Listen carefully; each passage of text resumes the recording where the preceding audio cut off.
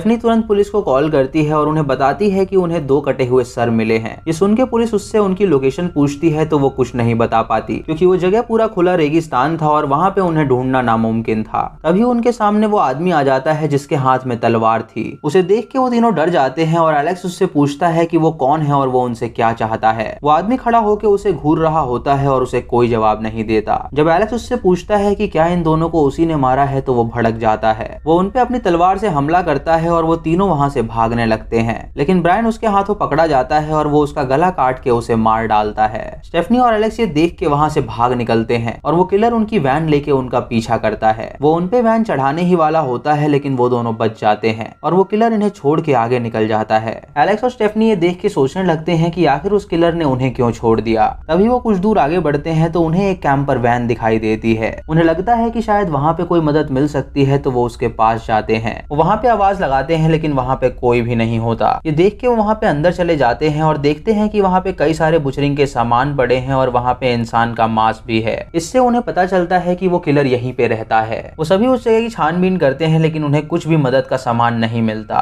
तभी एलेक्स देखता है कि वो किलर ठीक उनके बाहर खड़ा है। ये देख के वो काफी डर जाता है और वो स्टेफनी को ये बात बताता है। तभी स्टेफनी अपने एक्स को हेलुसिनेट करने लगती है तो वो फोकस नहीं कर पाती। एलेक्स उससे कहता है कि उन्हें यहाँ से जल्द निकलना होगा, नहीं तो वो उन्हें भी मार डालेगा। ये सुन के स्टेफनी उससे कहती है कि जब वो यहाँ पर आएगा तो वो उसे धक्का देके यहाँ से भाग जाएंगे। जब वो किलर कैंपर वैन का दरवाजा खोलता है तो वो उसे धक्का देके वहाँ से भागने लगते हैं, लेकिन वो किलर स्टेफनी को पकड़ लेता है और अपनी तलवार से उस पे हमला करता है जिससे वो जख्मी हो जाती है। ये देख के स्टेफनी उससे कहती है कि वो उससे बिल्कुल नहीं डरती तो वो उसे जान से मार डाले। वो किलर उसका हौसला देख के उसे वहाँ से जाने देता है तो वो एलेक्स को लेके वहाँ से भाग जाती है। स्टेफनी और एलेक्स वहाँ से बाहर निकलने का रास्ता ढूंढने लगते हैं लेकिन वो उसे ढूंढ नहीं पाते। स्टेफनी उससे कहती है कि काश उनके पास फोन होता तो वो पुलिस को कॉल करके यहाँ पे बुला सकते थे। एलेक्स उससे कहता है कि उसने गाड़ी में ही अपना फोन छोड़ दिया था ताकि वो यहाँ की ट्रिप को अच्छी तरह एंजॉय कर सके। तभी एलेक्स को याद आता है कि ब्रायन ने अपना फोन अपनी जेब में रखा था, यानी अगर वो उसकी लाश के पास जाए तो हो सकता है कि उन्हें उसका फोन मिल जाए। एलेक्स ब्रायन के लिए बहुत रोता है क्योंकि उसे उसकी याद आ रही थी। तो स्टेफनी उसे संभालती है और उससे कहती है कि वो दोनों यहाँ से जिंदा निकलेंगे।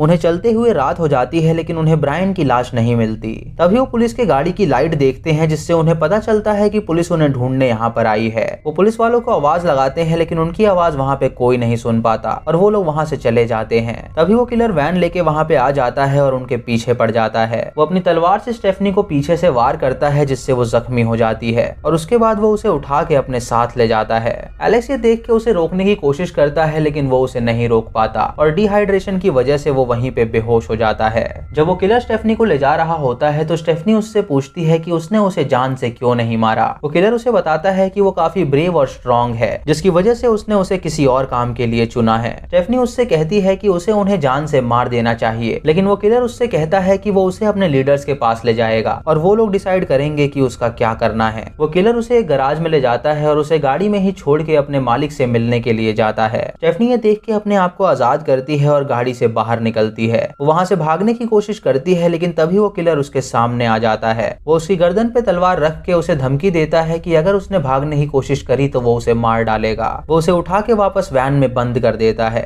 इधर अगली सुबह एलेक्स की जब आंखें खुलती हैं तो वो अपने सामने ढेर सारा खून देखता है। ये देख के वो स्टेफनी को बचाने के लिए उस गाड़ी के पहिए के निशान को फॉलो करते हुए वहां पे जाने लगता है। इधर एग्जीक्यूशनर स्टेफनी को अपनी सोसाइटी से इंट्रोड्यूस करवाता है। वो किलर उन्हें बताता है कि ये लड़की निडर है और काफी स्ट्रॉन्ग है, तो वो लोग इसका इस्तेमाल कर सकते हैं उनकी जनरेशन को आगे बढ़ाने के लिए, ताकि उन लोगों की पॉपुलेशन बढ़ सके और वो लोग यहाँ पे अच्छे से रह सकें। वो लीडर उसकी बात से काफी एग्री करते हैं, लेकिन वो उससे कहते हैं कि उसका काम है जो भी यहाँ पे आता है उसकी बलि चढ़ाना, ना कि उसे उनके सामने पेश करना और कहना कि उसे छोड़ देना चाहिए। लेकिन उसकी ये सोच काफी अच्छी है क्योंकि उन्हें पॉपुलेशन तो बढ़ानी ही है। स्टेफनी ये सुन के काफी हैरान हो जाती है और उनसे कहती है कि वो यहाँ पे बच्चे पैदा करने नहीं आई है, बल्कि इससे बढ़िया तो वो मरना पसंद करेगी। एक लीडर ये कहता है कि उन्हें इस लड़की पे भरोसा नहीं करना चाहिए क्योंकि हो सकता है कि शायद आगे जाके ये इन्हें धोखा दे दे। दोस्तों, ये लोग यहाँ पे एक पूरी सिटी बनाना चाहते थे, इसीलिए वो लोग स्टेफनी को इस्तेमाल करना चाहते थे अपनी पॉपुलेशन बढ़ाने के लिए। उनकी रानी फेलोसिटी स्टेफनी को तैयार करती है ताकि वो लीडर्स के साथ कुछ कर सके। स्टेफनी उससे पूछती है कि वो इन मर्दों के बीच क्या कर रही है, तो वो उसे बताती है कि वो उनकी रानी है और वो उसके लिए कुछ भी कर सकते हैं। स्टेफनी उससे कहती है कि उसकी वैल्यू अब गिरने वाली है क्योंकि वो अब उनकी रानी बनेगी, जिससे कि वो लोग उसको पूछेंगे तक नहीं।